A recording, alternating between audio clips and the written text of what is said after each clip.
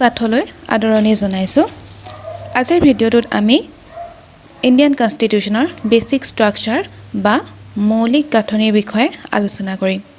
এই বিষয়টো আমি দুটা পাৰ্টত আলোচনা কৰিম। প্ৰথম পাৰ্টটোত মৌলিক গাঁথনি বা বেচিক ষ্ট্ৰাকচাৰ মানে কি বা সেই বিষয়টো কিহৰ লগত জড়িত হৈ আছে, তাৰ কেনেকৈ বিকাশ হৈছে সেই বিষয়ে আলোচনা কৰিম। আৰু ইয়াৰ পিছৰ অংশত আমি বেচিক ষ্ট্ৰাকচাৰৰ লগত জড়িত কিছুমান লেণ্ডমাৰ্ক জাজমেণ্টৰ বিষয়ে বিশদভাৱে আলোচনা কৰিম। গতিকে বেচিক ষ্ট্ৰাকচাৰ বুলি ক'লে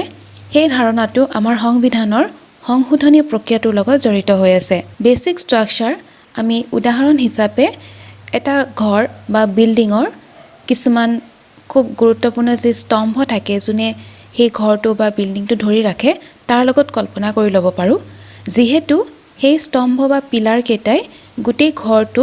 এটা গাঁথনি প্ৰস্তুত কৰে, যাৰ ফলত ঘৰ বা বিল্ডিংটো খহি নপৰে। ঠিক একেদৰে আমাৰ সংবিধানৰ কিছুমান খুব গুৰুত্বপূৰ্ণ বিষয় আছে, যিসমূহ আমাৰ দেশৰ বা সংবিধানৰ আদৰ্শৰ লগত জড়িত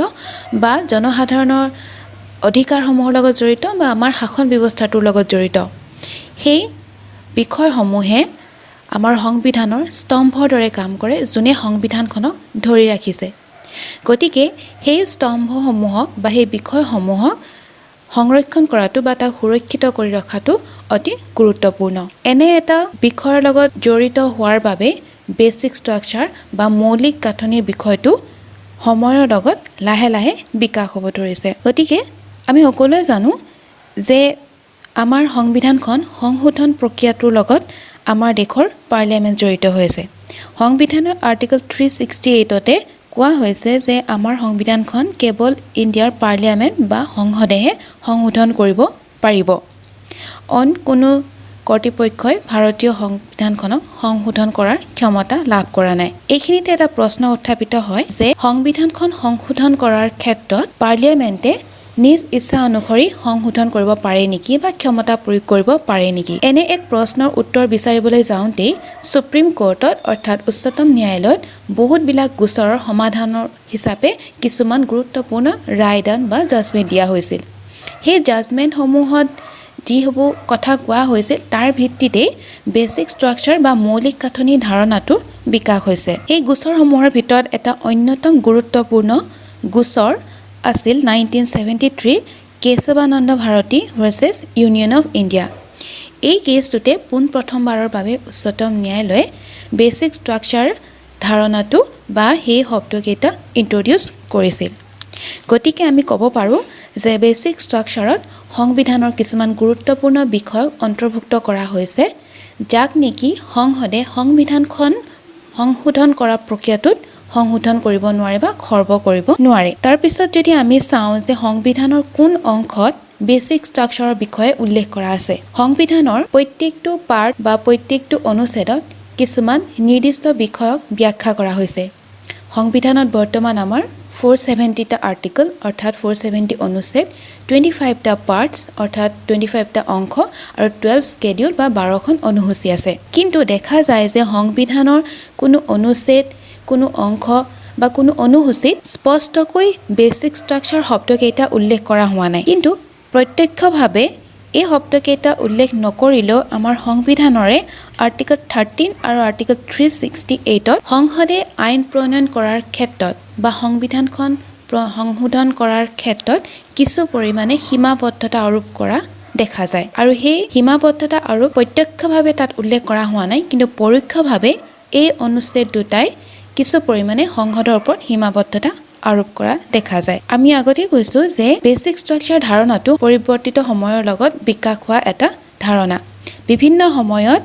সুপ্ৰিম কোৰ্টে যিসমূহ জাজমেণ্ট দিছে অৰ্থাৎ ৰায়দান কৰিছে, সেই ৰায়দানসমূহৰ ভিত্তিতে এই ধাৰণাটোৰ বিকাশ হৈছে। আৰু এই ধাৰণাটোৰ বিকাশ হোৱাৰ মূল কাৰণটো হৈছে যাতে চৰকাৰে ক্ষমতাৰ অপব্যৱহাৰ কৰি জনসাধাৰণৰ স্বাৰ্থ খৰ্ব কৰিব যাতে নোৱাৰে। এই ক্ষেত্ৰত বেচিক ষ্ট্ৰাকচাৰ ধাৰণাটো আটাইতকৈ গুৰুত্বপূৰ্ণভাৱে জড়িত হৈ আছে সংবিধানৰ পাৰ্ট 3 অৰ্থাৎ তৃতীয় অংশত ফাণ্ডামেণ্টেল ৰাইটছৰ বিষয়ে উল্লেখ আছে। আৰু সেই ফাণ্ডামেণ্টেল ৰাইটছ বা মৌলিক অধিকাৰক ৰক্ষণাবেক্ষণ দিবলৈ, প্ৰটেক্ট কৰিবলৈ বেচিক ষ্ট্ৰাকচাৰ ধাৰণাটো খুবেই গুৰুত্বপূৰ্ণ। আৰু সেইকাৰণে বেচিক ষ্ট্ৰাকচাৰ ধাৰণাটো আমি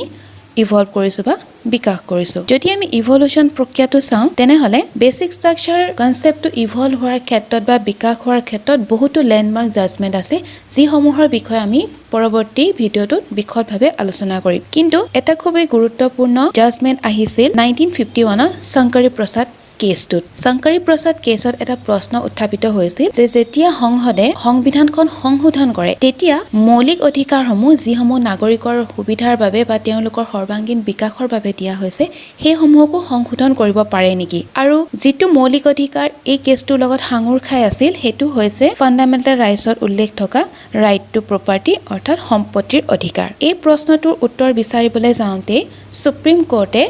এই কেছটো জাজমেন্ট হিচাপে কৈছিল যে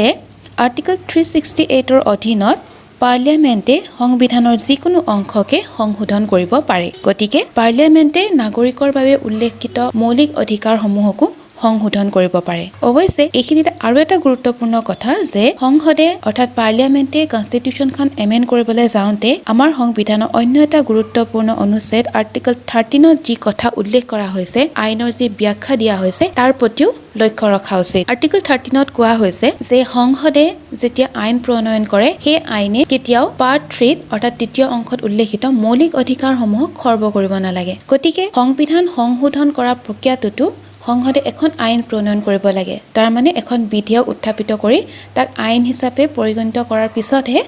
সংসদে সংবিধানখন সংশোধন কৰিব পাৰে গতিকে সংবিধানখন সংশোধন কৰাৰ ক্ষেত্ৰত যি আইন প্ৰণয়ন কৰিব সেই আইনেও ফাণ্ডামেণ্টেল ৰাইটছ ভায়োলেট কৰাটো উচিত নহয় গতিকে আমি কৈছিলোঁ যে আৰ্টিকল 13ত পৰোক্ষভাৱে সংসদে আইন প্ৰণয়ন প্ৰক্ৰিয়াটোত কিছু সীমাবদ্ধতা বা সংবিধান সংশোধন প্ৰক্ৰিয়াটোত কিছু সীমাবদ্ধতা পৰোক্ষভাৱে তাত উল্লেখ কৰা আছে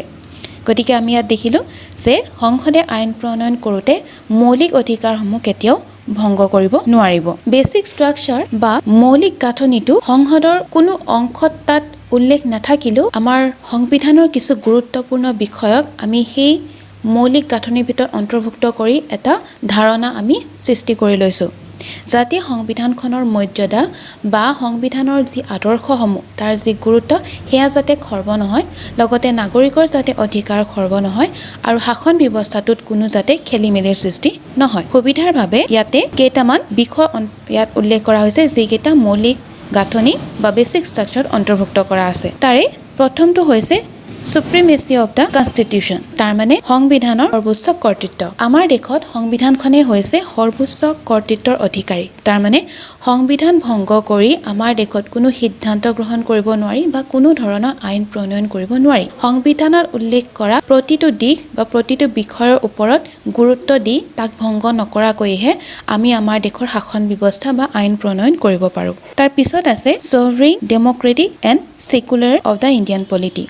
আমাৰ দেশখন সাৰ্বভৌম ৰাষ্ট্ৰ গণতান্ত্ৰিক ৰাষ্ট্ৰ আৰু ধৰ্মনিৰপেক্ষ ৰাষ্ট্ৰ এইকেইটা আমাৰ দেশৰ আদৰ্শ সংবিধানৰ প্ৰস্তাৱনাতে এই আদৰ্শসমূহ উল্লেখ কৰা আছে গতিকে এই আদৰ্শসমূহ যদি ভংগ কৰা হয় তেনেহলে দেশৰ যি পৰিচয় সেয়া হয়তো নাইকিয়া হৈ যাব গতিকে এই আদৰ্শসমূহক সুৰক্ষিত ৰাখিবৰ বাবে বেসিক স্ট্ৰাকচাৰত অন্তৰ্ভুক্ত কৰা হৈছে তাৰ পিছত আহিল জুডিশিয়েল ৰিভিউ অৰ্থাৎ ন্যায়িক সমীক্ষাৰ অধীনত আমাৰ দেশত সুপ্ৰিম কোৰ্ট আৰু হাই কোৰ্টে তেওঁলোকে যিসমূহ ৰায়দান দিয়ে অৰ্থাৎ জাজমেন্ট দিয়ে তাত যদি কিবা আইনৰ প্ৰশ্ন জড়িত থাকে বা কিবা যদি ভুল ত্ৰুটি ৰৈ গৈছে বা যদি ন্যায় প্ৰদানত ব্যাঘাত হৈছে তেনেহলে সেই ৰায়দানসমূহ পুনৰ নিৰীক্ষণ কৰিব পাৰে যাতে সমাজত ন্যায় প্ৰতিষ্ঠা কৰিব পাৰি অত্যন্ত গুৰুত্বপূৰ্ণ বিষয় সমাজত ন্যায় প্ৰতিষ্ঠা কৰা গতিকে ন্যায় প্ৰদানৰ গুৰুত্ব বুজি এই বিষয়টো বেসিক স্ট্ৰাকচাৰত অন্তৰ্ভুক্ত কৰা হৈছে তাৰ পিছত আহিছে ৰুল অফ ল অৰ্থাৎ আইনৰ শাসন আমাৰ সংবিধানৰে আৰ্টিকল 14ত উল্লেখ আছে যে সকলো ব্যক্তি অৰ্থাৎ সকলো নাগৰিক ভাৰতৰ আইনৰ দৃষ্টিত সমান কোনো ব্যক্তিক আইনৰ ক্ষেত্ৰত বৈষম্য কৰিব পৰা নাযায় বা আমাৰ দেশৰ গোটেই শাসন ব্যৱস্থাটো আইনৰ দ্বাৰা পৰিচালিত হয় গতিকে আইনৰ দ্বাৰা পৰিচালিত হোৱাৰ কাৰণে আইনৰ দৃষ্টিত সকলো সমান কাৰণে খুবেই গুৰুত্বপূৰ্ণ বিষয় আৰু সেই বিষয়টো বেসিক ষ্ট্ৰাকচাৰত অন্তৰ্ভুক্ত কৰা হৈছে তাৰ পিছত আহিছে ফান্ডামেন্টাল ৰাইটস অৰ্থাৎ মৌলিক অধিকাৰ নাগৰিকৰ সৰ্বাংগীন বিকাশৰ বাবে মৌলিক অধিকাৰসমূহ খুবেই প্ৰয়োজন আমাৰ অন্যান্য বহুতো অধিকাৰ থাকে কিন্তু তাৰে ভিতৰত এনেকুৱা কিছুমান অধিকাৰ যিসমূহ অধিকাৰ নহলে এজন ব্যক্তি জীয়াই থকা বা তেওঁৰ বিকাশৰ ক্ষেত্ৰত বাধাৰ সৃষ্টি হ'ব পাৰে সেইসমূহক আমি মৌলিক অধিকাৰ হিচাপে আমাৰ সংবিধানত অন্তৰ্ভুক্ত কৰা হৈছে তেনেকৈ আমাৰ সংবিধানে বৰ্তমান সময়ত আমাক 6 প্ৰকাৰৰ মৌলিক অধিকাৰ প্ৰদান কৰিছে সেই মৌলিক অধিকাৰসমূহ কেৱল সংবিধানত লিখিত ৰূপত থাকিলে যথেষ্ট নহয় তাক সুৰক্ষিত কৰি ৰখাটো সমানেই গুৰুত্বপূৰ্ণ গতিকে মৌলিক অধিকাৰসমূহ যাতে যধে মধে সংবিধানখন সংশোধন কৰি যাতে আঁতৰাই আনিব নোৱাৰে বা খৰ্ব কৰিব নোৱাৰে তাৰ বাবে মৌলিক অধিকাৰসমূহকো বেসিক ষ্ট্ৰাকচাৰত অন্তৰ্ভুক্ত কৰা হৈছে তাৰ পিছত আহো কেইটামান গুৰুত্বপূৰ্ণ গোচৰ যেইকেইটা গোচৰত কিছুমান বিষয় বেসিক ষ্ট্ৰাকচাৰত অন্তৰ্ভুক্ত কৰা হৈছে এই গোচৰকেইটা এই ভিডিঅটোত এইকাৰণে ইনক্লুড কৰিছো কাৰণ কম্পিটিটিভ এক্সামৰ কাৰণে খুবেই ইম্পৰ্টেণ্ট ইয়াৰ পৰা কুৱেশ্যন অহা দেখা যায় গতিকে প্ৰথম যেটো গোচৰ আহিছে মিনাৰ্ভা মিল কেছ 1980 এই গোচৰটোত জুডিচিয়েল ৰিভিউ বা harmony between fundamental rights and directive principles অৰ্থাৎ ন্যায়িক সমীক্ষা আৰু মৌলিক অধিকাৰ আৰু ৰাষ্ট্ৰৰ নিৰ্দেশনাত্মক নীতিৰ মাজত কোনো মতানৈক্য নোহোৱাকৈ দুইটাই যাতে সমানভাৱে